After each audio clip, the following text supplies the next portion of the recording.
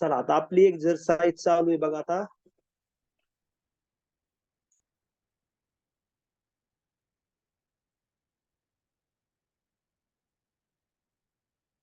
Exercise आहे आपली 4.2. 4.2 मधला कोणता क्वेश्चन घ्यायचा आपल्याला? तिसरा ना?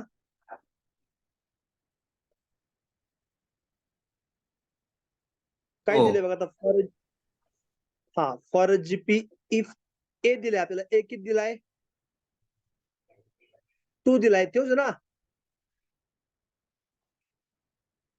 हा तोच. हा तोच आहे.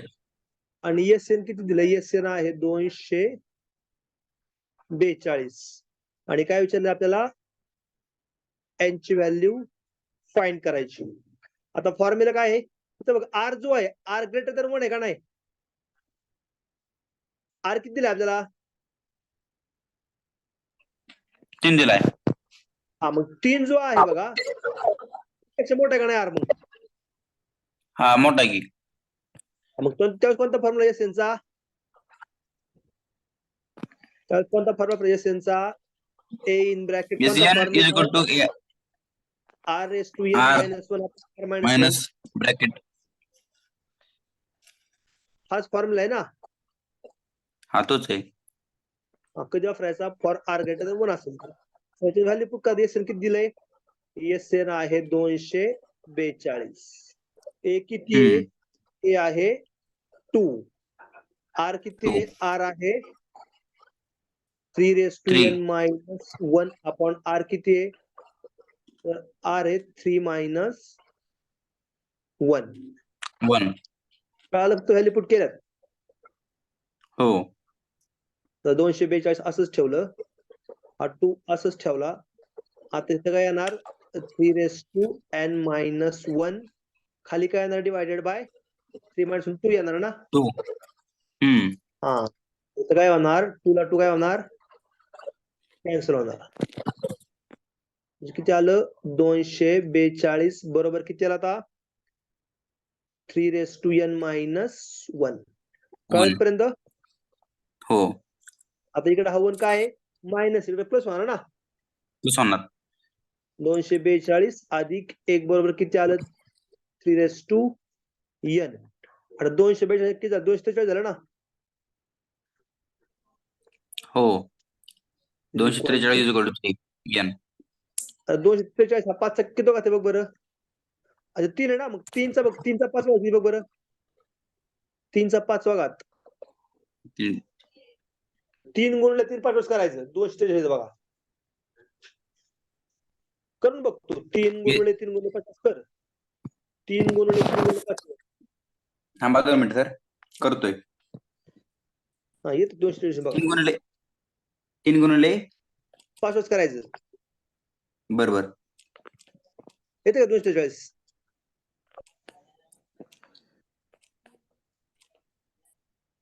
येते. हा मग यांची व्हॅल्यू आता दोन सेम आहेत. मोठची व्हॅल्यू सेम असणार ना? इथं पण 3 आहे, इथं पण 3 आहे का नाही? आहे का नाही? हा. वरची पॉवर पण काय असणार? सेम. यांची व्हॅल्यू तरी 5 आली ना? मग इकडे आपण इकडे 5 दिला, इकडे काय फरक पडत नाही. आता इकडे किती येणार? इकडे येणार 5.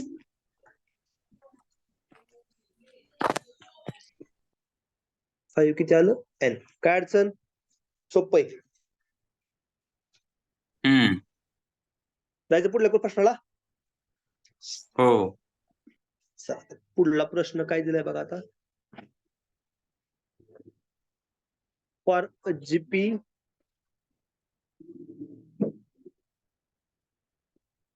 काय सेकंड प्रश्न आता ना? हा काय दिले आता? For GP if the sum of first 3 term is 125. म्हणजे पहिल्या 3 टर्म सम दिले, म्हणजे तुम्हाला S3 दिलंय. लक्षात येते का नाही? काय म्हणला सर? पहिल्या 3ची टर्मची सम किती दिली? सर S3 नाही, S5 आहे. नाही प्रश्न बघ. The sum of first 3 term दिले ना? नाही कुठला क्वेश्चन आहे सर? दुसऱ्यात तिसऱ्यात सॉरी, हा बरोबर आहे. आहे का नाही? हाय हाय आहे. काय दिले त्यांनी? For GP sum of sum of first three term is 125 and sum of next three term is 27. Find the value of for of and the sum R. Of next three term. आता पुढे काय दिले? Sum of next three term काय दिलेली आहे? 125. 125 152 दिले ना. म्हणजे एस पुढे तीन टर्म्स S6 असतील ना. S6 किती दिलंय? 125 प्लस काय दिलंय? 27. किती मिळेल ती? 152. 152. कळलं कसं आलोय? एवढंच आहे होय? पुढे करायचं हे पण कळलं का? हा. आता प्रश्न काय विचारला? आपल्याला काय फाइंड करायचंय? Find R. तुम्हाला R ची व्हॅल्यू फाइंड करायची. आता काय फॉर्म्युला एस चा? ए इन ब्रॅकेट काय फॉर्म्युला आहे?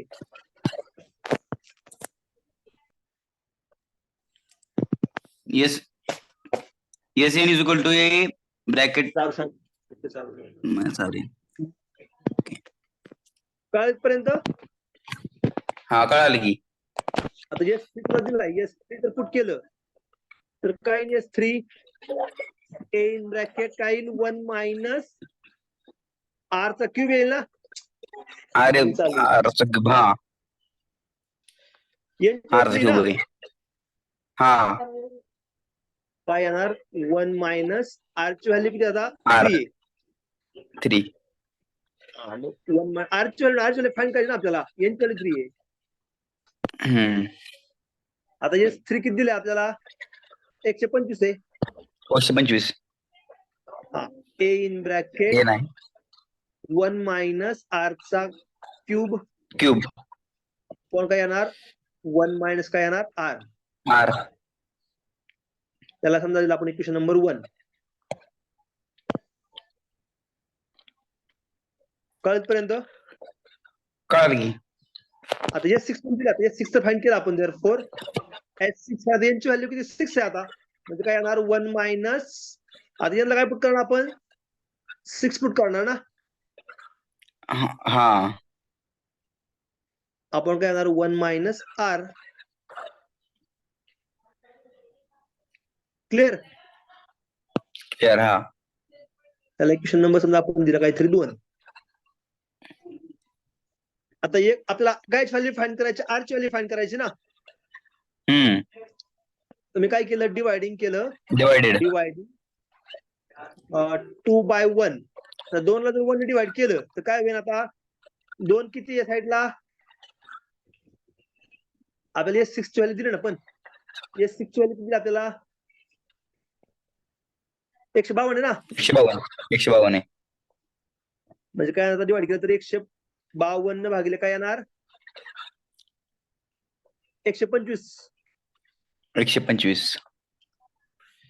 आणि इकडं काय दिलं? या साईडला आहे a in bracket 1 minus R cube. 6 R6 आहे. अपॉन काय? 1 minus R R. Divided by काय? ए इन ब्रॅकेट काय येईल? R in cube. Bracket 1 minus R चा काय? क्यूब अपॉन काय?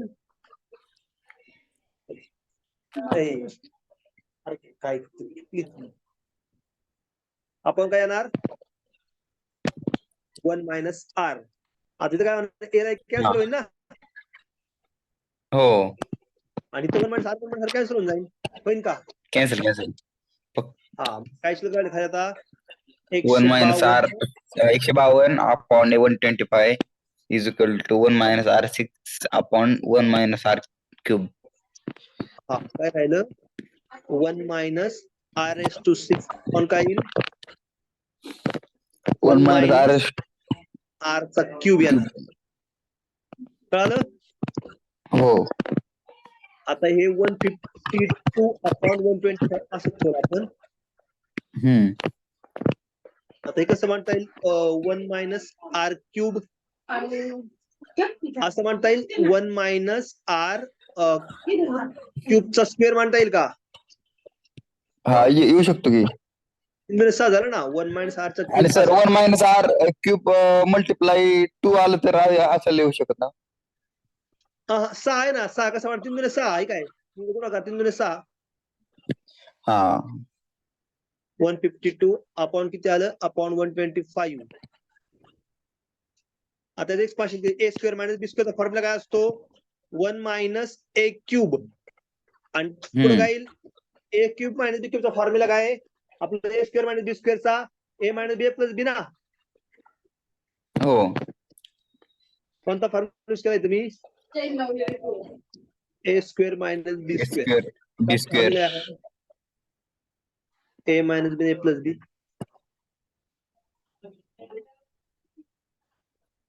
हाच फॉर्म्युला आहे ना. हो आणि खाली काय डिवायडेड बाय 1 मायनस आर चा काय क्यूब. हे काय झालं कॅन्सल झालं आता कॅन्सल झालं. बरोबर किती राहिलं आता हो 152 आपण काय 125 इज इक्वल टू काय आलं 1 प्लस आर चा काय येईल क्यूब. आता इकडे हा 1 काय प्लस इकडे मायनस होईल ना. हा मायनस होणार 152 अपॉन काय येईल 120 मायनस 1 इक्वल टू काय येईल आर क्यूब. आर आता हे क्रॉस मल्टिप्लाय केलं तर काय बघा आता 152 2 मल्टिप्लाय 1 125 क्रॉस मल्टिप्लाय केलं तर 125 येईल ना. हा अपॉन काय येणार 125 इज इक्वल टू काय येणार आर क्यूब. आता 152 मायनस 125 काय येणार 27 ना. 152 मध्ये 125 झाले 27 आपण किती आलं 125 इज इक्वल टू काय आलं आर क्यूब. आता मला सांग 27 काय क्यूब आहे 3चा आहे ना 3चा 3 आणि 125 काय आहे 5चा आहे.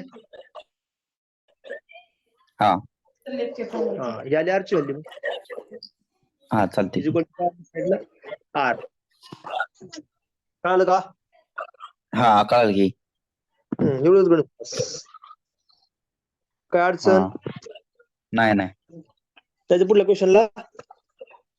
हा चला आता पुढला प्रश्न काय दिला त्यांनी आपल्याला आता क्वेश्चन नंबर 4 बरं तू करतो का ट्राय क्वेश्चन कुठला चौथा होय. हा बघ जमलं तर पण उद्या घेऊ वापस करू मग. बर चालतंय हो उद्या घेऊ बाकीचे काय 2 क्वेश्चन लिहून काढ एवढे. हा बर चालतंय सर. मी काय अपलोडिंग सध्या लावत नाही मग थोडं काम आहे जरा.